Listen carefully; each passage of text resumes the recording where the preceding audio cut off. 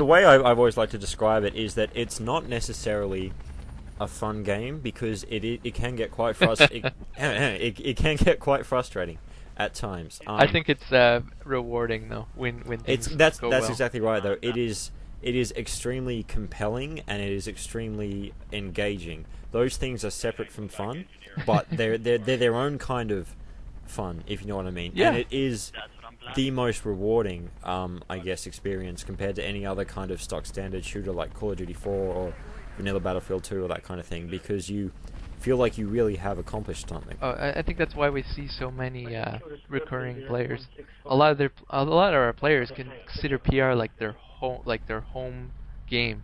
Like if they're coming to play a game on the PC, they don't know what to play, they're going to play PR. In much the same way that people play World of Warcraft and exactly. video games. If there was a study done on players, they'd probably see a lot of similarities in the playing habits of both of those types of players. Because even though there are two separate genres, and one's like diehard realism FPS shooter, and one's like like fantasy world, I don't know, like Pokemon, collect all the items type game. But at the same time, it's like it does. You're clearly not a fan of World of Warcraft. No, not really. I'm sorry. So just in regards to, I guess, that there's not really that much of a game space for that kind of realistic shooter. I guess you've got Operation Flashpoint, which was widely regarded as fantastic. I mean, it won a number of Game of the Year awards. And you've got its sort of spiritual sequel, Armed Assault, which I'm not too sure how that's doing. It wasn't received too favorably. How is that doing now? Yeah, I actually play ARMA on a fairly regular basis. ARMA, it's funny because ARMA doesn't even have as big of a player population as PR on most days. Yep. Which is, which is actually it's a compliment for us because we're just a small time, very niche mod. Yep. For a very old game. We're like 3 years old, Battlefield 2 now. So it's nice for us to say that, but at the same time, I feel bad for Armed Assault because it had a lot of potential. But as far as its rate now, I would say publicly it's very lost. It doesn't know what it is. Most of the missions and everything are like not really designed for like PR is all about teamwork, communications, moving as a squad, moving as a unit, moving towards objectives.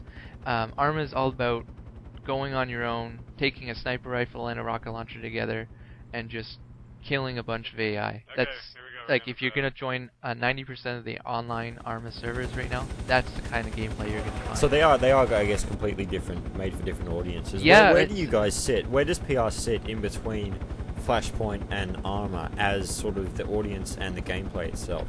This is a good comparison. I would say, yeah, we're definitely leaning more towards the original Flashpoint's style of gameplay. Now that being said, though, Armed Assault does have really good. If you play with the right people, it can be an amazing game. Yep.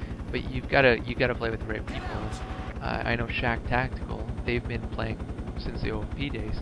They have very good, like extremely organized gameplay, but they're a closed group. Like you've got to apply to get into the group, and they play on a passworded server. Yeah. Only on weekends. So it's a very harsh comparison.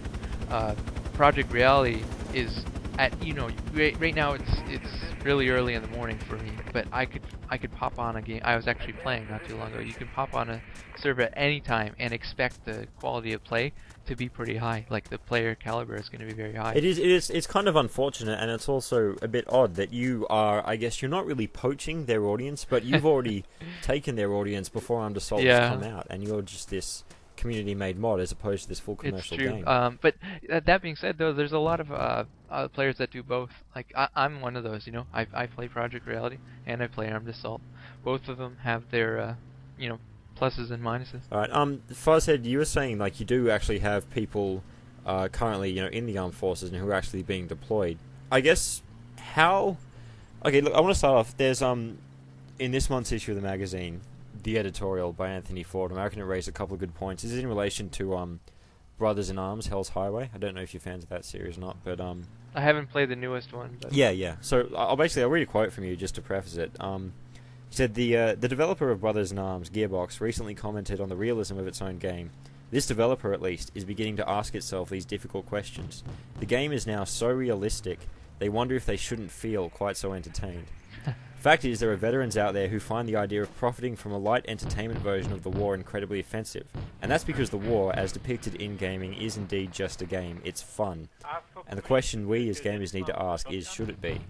So I want to ask, like, do the people who are actually, currently serving over in Afghanistan or are being deployed, who are members of the mod team or members of the community, how do they feel about the existence of this mod just as a start? I think most of them don't have a problem with developing it as realistic as possible and with everything like this as possible. Nobody who has been part of an armed forces or anything has brought that up. A couple forum guys have raised a couple concerns.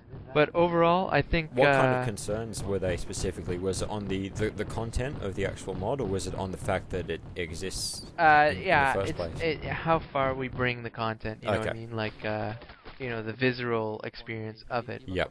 However, overwhelmingly, most people agree, bring it as realistic as possible. And if you don't want to go there, simply don't play the game, I think the way PR is set up, it's less about killing guys and being extremely the violence of action. It's certainly not as cinematic as these other games like say COD 4 and Brothers in Arms make it out to be. Not nearly as much. It's much more about the experience of being in a squad. Yep. And the camaraderie of being with your squad mates and experiencing these same things with all those guys that they could be around the world.